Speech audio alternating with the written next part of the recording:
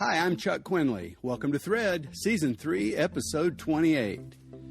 Thread is God's Word, tying together all the pieces of your life as a person in ministry, whether it's informally or as a vocation.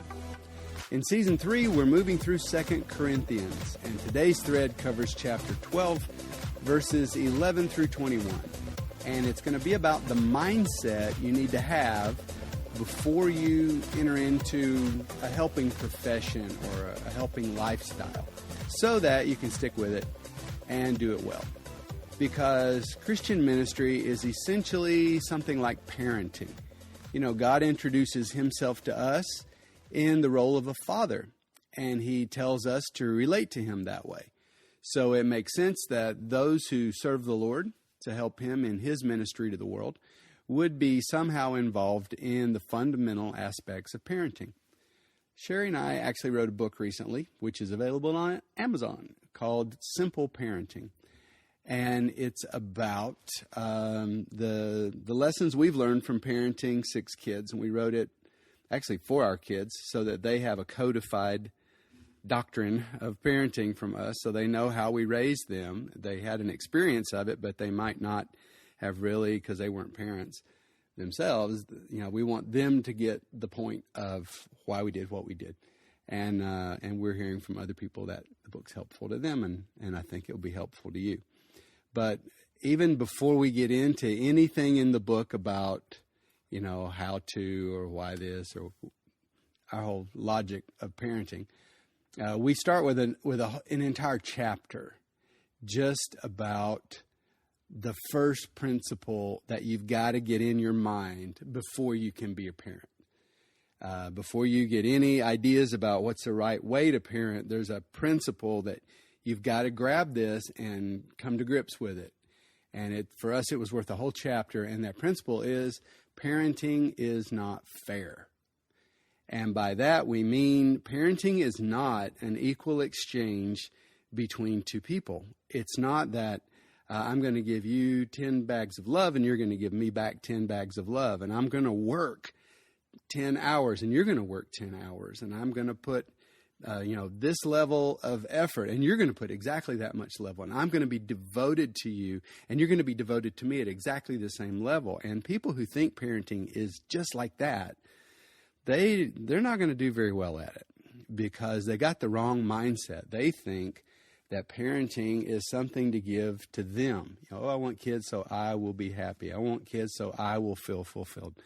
And there's even we've been ministering and living among the poor for 35 years. And the first thought, if you want to help people get out of poverty, the very first thought you have to attack is a parent's thought that a child is a financial asset, that these kids need to make money for me, give money to me, because that is a belief that's in all poor countries and all poor societies. And you don't understand the need to invest in your child for the sake of your child's life, believing that the future, you're investing for the future. And you believe your child will love you and they will take care of you when you really, really have to be taken care of. But, you know, not when they're 16 years old and 18 years old. They need to get out and get strong in their career first. Anyway, I'm on a sidetrack. But the point is, parenting is not fair. It is not a two-way relationship. It will be, but initially it is a one-way relationship. You give birth to a child who doesn't know you. You've been waiting 9 months for them, maybe years. And you do everything for them. You become like their servant in the earliest days. And you love them, you give to them. They don't necessarily give back to you at the same level, and they probably never will. That's just the truth about parenting. Even for them to give back, you usually have to enforce initially, all along the way. You have to enforce them giving back. That's called chores. And they don't usually make a list of their own chores and everybody jumps out of bed and runs to do all these. You teach them to do that. You teach a child to give you back. You teach them to say, I love you. You teach them to give hugs and kisses. And we need these things, so good, teach them. And they need it too. But the point is, parenting is wonderful.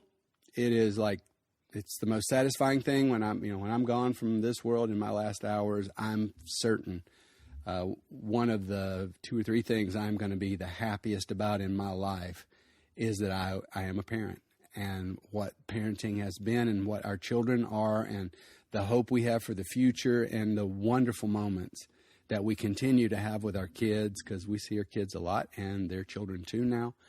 And just the wonder of the whole thing, watching them live life and going through all the ups and downs and the highs and lows of it all. It's beautiful. But it also has had its moments. And in a similar way, shepherding and nurturing and giving care to God's children has amazing moments.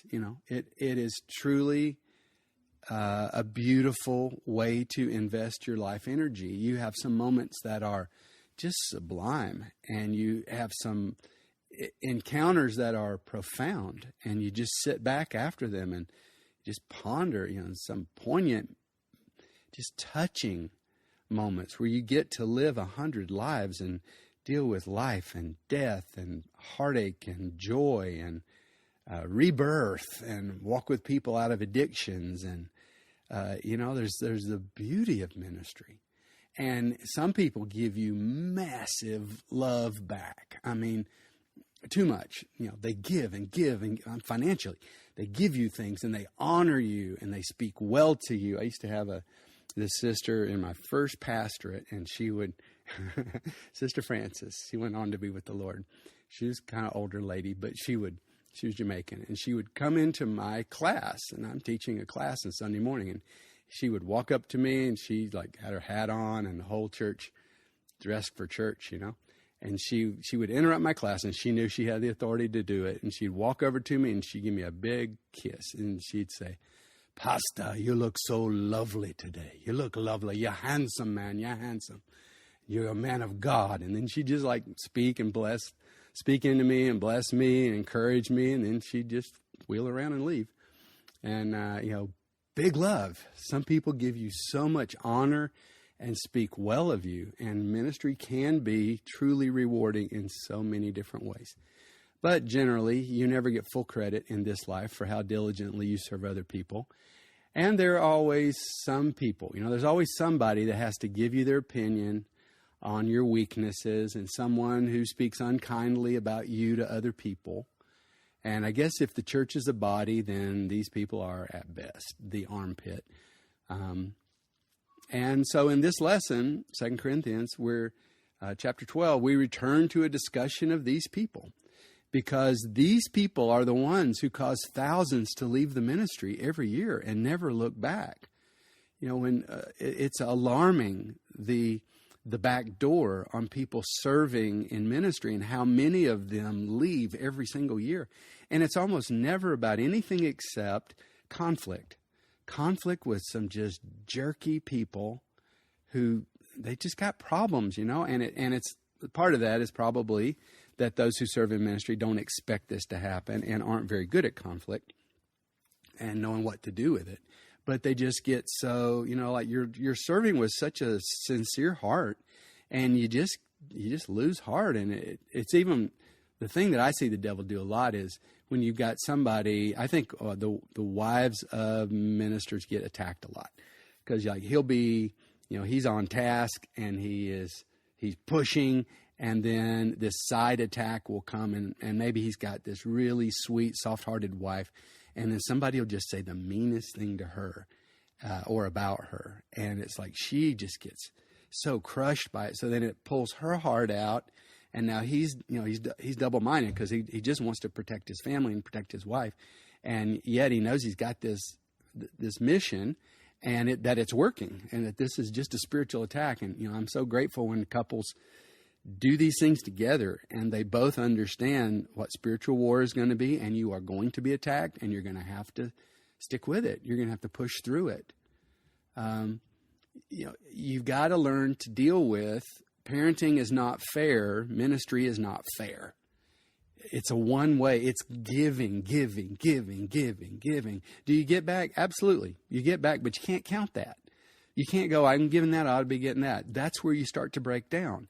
It just has to be you give and you give and you give, and it's an inner motivation, and you've got to have it or you quit. And don't quit. We need you. But sticking with it requires a mindset to prepare you for the marathon that life is, family life, work life, ministry life. It's about an inner motivation. You can't do life expecting other people to do their part for you, expecting others to boost you up, others to reward you. You have to do what you do because it's true to you. It's your life path. So choose what you do and do it with all your heart. I don't do the work I do in missions out of guilt. I don't do it for pay. I don't do it to see the world. I don't do it for the adventure of it. Sherry and I are in Asia out of our convictions, and it has benefits for sure, and it has costs for sure. But, we all have to do what we do from within because it's an urge within us, because, it fits who we are, because our value system demands that we do it, because it's true to us. It's true to our story. It's true to our character, like who we are in this big story of the world. I have a place in it, and I have to play my role, and I have to play it because I want to. And I do it with all my heart. We do what we do for the Lord. If I ever felt I was simply the employee of a church, golly, I could not do this. I was called into it. I gave my life to Christ because he bought me, and he gave everything to me. And then he tapped me one night, my first year of college.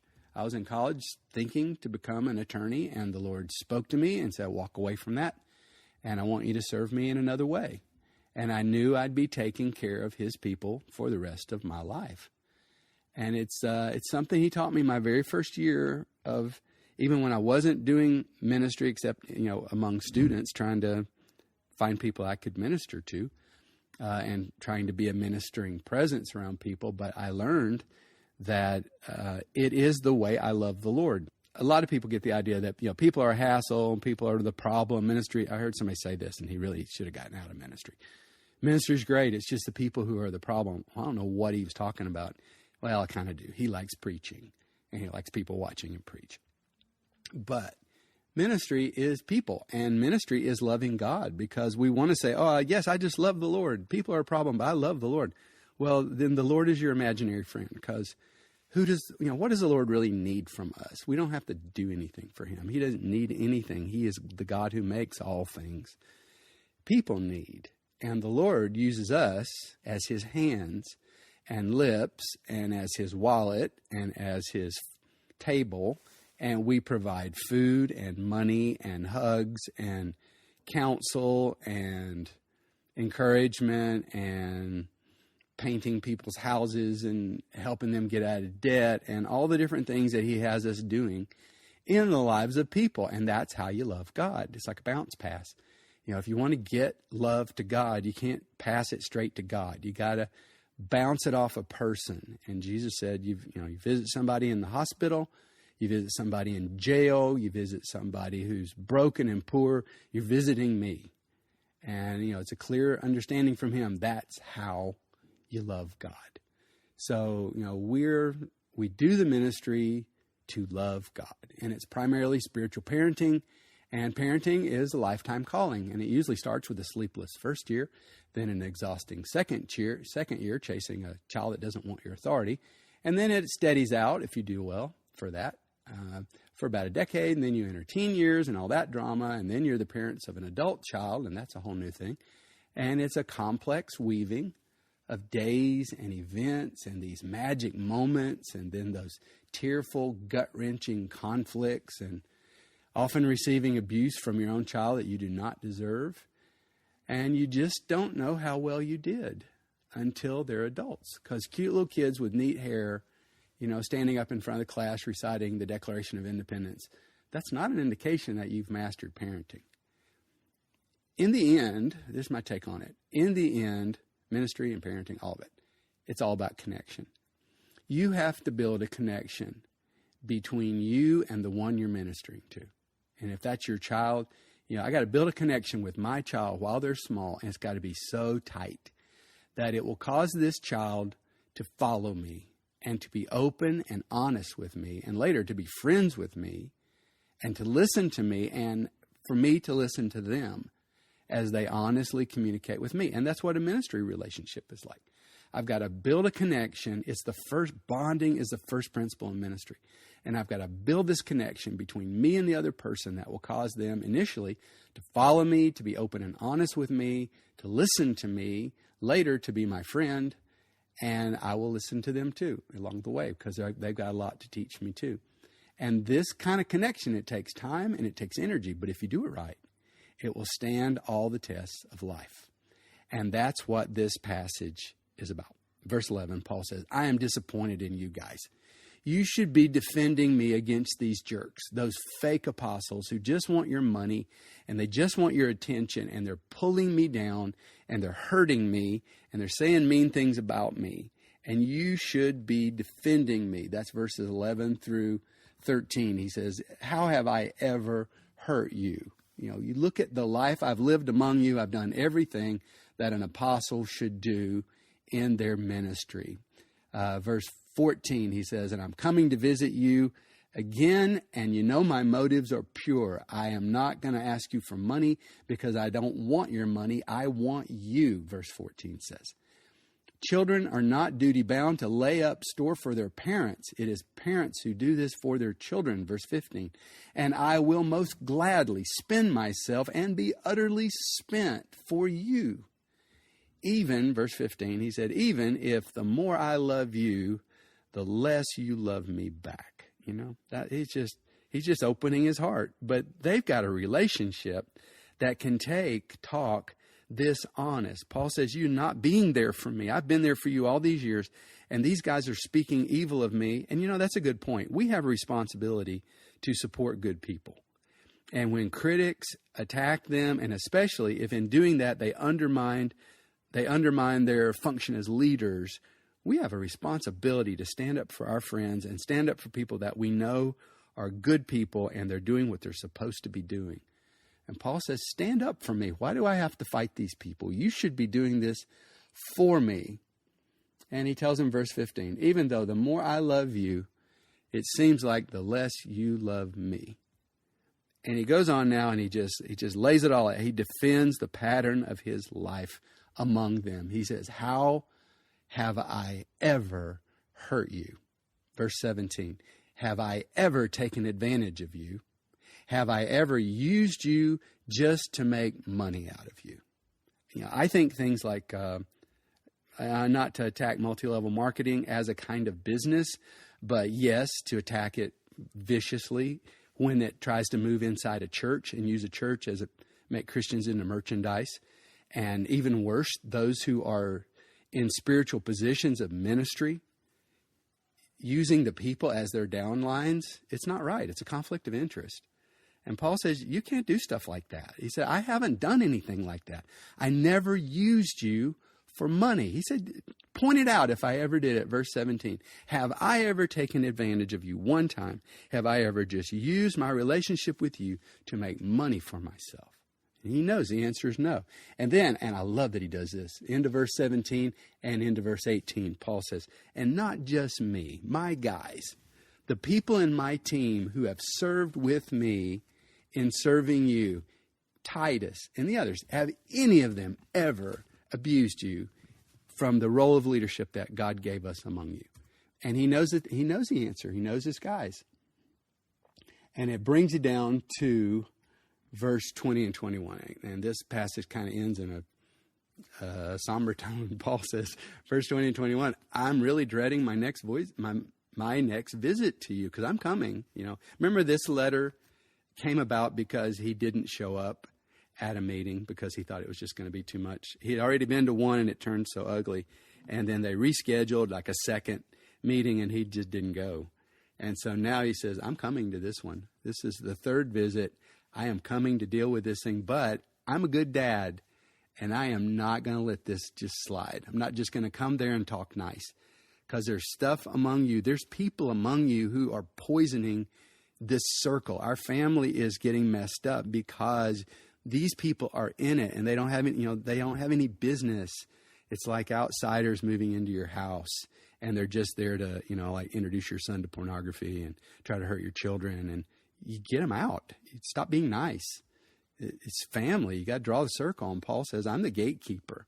This is part of being a dad, is I'm a gatekeeper. And he says that I am going to, verses 20 and 21, Paul says, when I get there, I'm going to deal with this. And then secondly, he says, and I'm going to weep all the way through it, and it's going to drain me emotionally. And I guess that's a good place to wrap this up, because ministry, like parenthood, when you do it well, it's an emotional thing. It's got massive emotional rewards, but it's also emotionally draining. It is something you do because it's in your gut. It's in your heart. You're not this cold, distant sort of pharmacist relationship with people.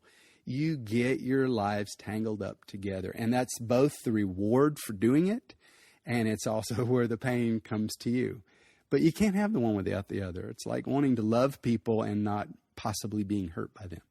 You can't. You have to be willing to be hurt to love. And love is enough reward for itself. I don't think that we should do our ministry believing that this is going to be like sad, hard duty. And then in the future, sometime I'm going to get this great reward, maybe in the by and by. I think your ministry has to reward you today. I think you've got to find it rewarding. And the things that you do in your ministry to other people, you need to go slow and enter into it. Like say, if you go to visit somebody in the hospital, don't just like bust, wheel in the parking lot, squealing, run in the hospital and go, all right, I'm going to be out the door in 5 minutes. You go, hey, and you say these nice words and pray for people and leave. That's a big moment in their life. I mean, especially if this is traumatic or if they're convalescing and they're going to have to be there for a while. There's a quietness sometimes in that room if you can get that stupid television turned off and go in, and you can have some moments with people. You can talk about some things you'll never get a chance to do again. There's just these pregnant opportunities for engagement with people that can take you at such a deep level, and you can do really good work. You can encourage them. You can help them root things out of their lives. You can boost them up. There's just all this stuff, and it's beautiful. I love ministry. Can't imagine not ministering to people. I mean, I don't pastor a church. I haven't for about 8 years now, after 20 years of every Sunday. But I'm loving this, and I'm still ministering, and I've still got a flock of people that I'm taking care of, and me and Sherry are taking care of. Because ministry is not about a profession, occupation. It's a role. It's a spiritual role that God will place you in. And I hope that's why you're listening to Thread, because you feel called into the care of souls and you want to take care of other people. All right. That's all we've got for this episode of Thread. And please, if you're enjoying this podcast, please do just one thing for me. Go into the show notes and click subscribe. If you do that, you'll get the episodes automatically, but also when the book of 2 Corinthians is finished in our study, which is pretty close, we're going to launch into something totally different. And I want to be able to talk to you about that, and I need your email address to do that. So please subscribe, and we'll take you to the new place with us. Thanks. This week, expect God to use you. You're the light of the world, so shine on.